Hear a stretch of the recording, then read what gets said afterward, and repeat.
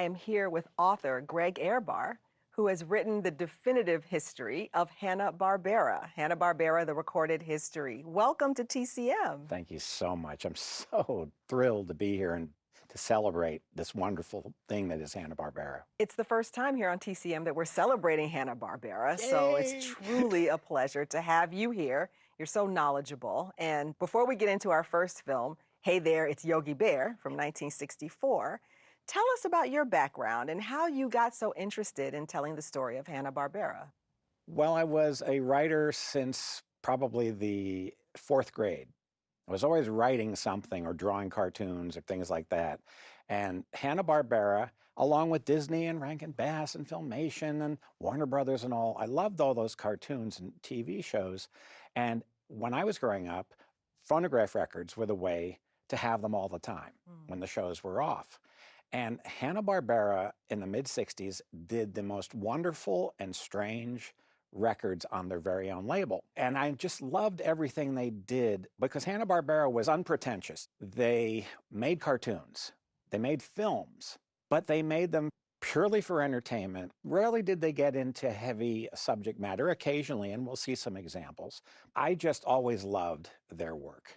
And so as I grew up accumulating these recordings, and had done an earlier book about Disney's recorded history as well called Mousetracks with Tim Hollis.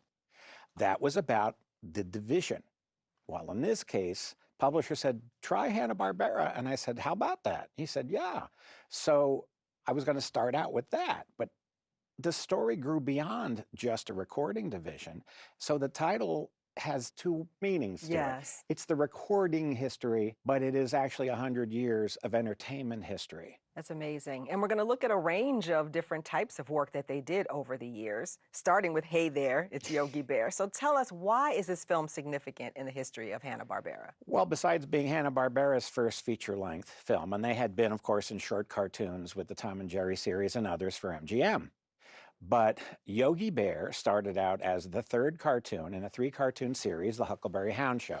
And Huckleberry Hound was the very first TV animated show to win an Emmy. Huck opened the door. Yogi outshined Huck because Yogi was the nonconformist. He didn't follow rules. He outwitted the ranger. It was a cat and mouse, like Tom and Jerry with the ranger and he, but it was a verbal cat and mouse. Oh, no! Yogi struck a chord with people. And he emerged the biggest star. And in the early 60s was the biggest animated star on TV. Wow. As far as short cartoons. So they were planning very early to do a Yogi feature. I don't think they even considered a Huck. And I love Huck, but they didn't. Because Yogi was larger than life and they could do more with him. But Yogi also has some depth to him.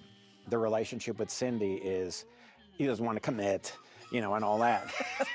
you talk about these characters like they're real people. Yes. You will see sides of Yogi that you never saw from 1958 to 1962. They did that because it's a feature. They also opened up Yogi's world so they would go to different places. Right. Magnificent background music by Marty Paich. He did Barbra Streisand's Jingle Bell, Jingle Bell, Jingle Bell, Jingle. You know, he did everybody. Marty Paich was the greatest. So he did the background score, he arranged the music, and then you had Ray Gilbert, who had won Oscars, and Doug Goodwin, who was a newbie to writing for film. And together, and David Gates wrote the theme song, David Gates of Bread, back when he was working at the Don Kirshner, later Screen Gems, everybody in a cubicle writing songs. Carole King's over here and Neil Diamond's over there. David Gates was writing pop songs and they gave him the Yogi feature. So the song you hear at the beginning is by David Gates. The talent. And I want to talk more about the talent involved in this film after we take a look. Thank you so much, Greg. You're welcome. Here, let's take a look from 1964. Hey There, It's Yogi Bear.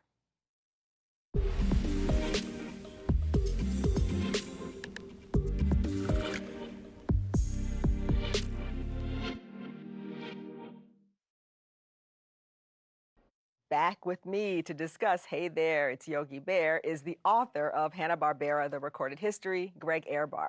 So Greg, this film, and people might be surprised to turn on TCM and see a Yogi Bear movie, but it was a really successful film based on an extremely popular character. So how well did this film do? at the box It did office. respectable business, especially for a studio that didn't have Walt Disney above the title. Walt Disney's name above the title was a given. You would go. So with Hey There, It's Yogi Bear, which originally was called Whistle Your Way Back Home, which is the last song you hear, they were banking on Yogi's success. And Kellogg's went all out to promote it with, you could get a record in the mail with the story on it, and there was a soundtrack album with a gatefold. I mean, there was golden books, there were cover versions of the songs. In fact, Ashcan Parade and Whistle Your Way Back Home, they got some other artists recorded them. So it did okay, and it did well enough to generate a second film. In the case of Hey There, It's Yogi Bear, this was a tradition of Hollywood, as everyone who watches TCM knows, of you get trained singers to sing for the actors who don't have the range to do what I like to call, or what people call book musical songs. Yes. Songs that are not ditties and things, songs that require harmony, and also it takes much longer to get someone who isn't trained. That doesn't mean they can't sing. But the best example I can give you is Christopher Plummer, who actually could sing quite well. But once he heard his voice was Julie Andrews' voice, he said, yeah, use Bill Lee. And Bill Lee was the singing voice of Yogi Bear. Incredible. Yeah.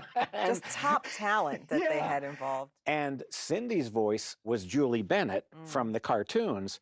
Her singing voice was the great Jackie Ward. She was a studio singer, so she sang for Cindy, and then shortly thereafter, she sang for Natalie Wood in Inside Daisy Clover. You're gonna hear from me. And if you listen to both songs, it's like, oh my goodness. And then a few years later, she was one of the vocalists who were the backups for the Partridge Family. Unbelievable. Just to really reveal the work behind the scenes on these films. Yes. It's also worth noting, again, the Columbia tie-in, like the musicians, James Darren was Yogi's third voice in that scene, and it made it a joke. You sound just like James Darren, and that ain't easy.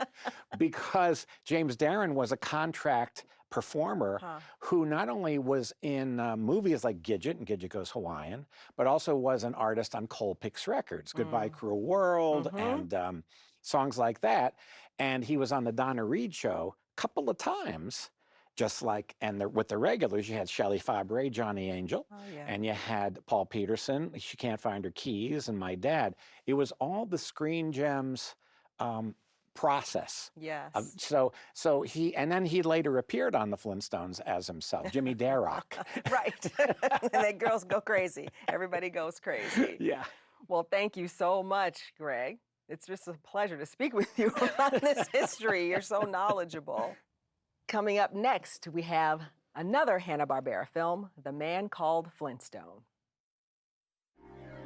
Next on TCM, The Man Called Flintstone, then A Christmas Story, and later, Anchors Aweigh.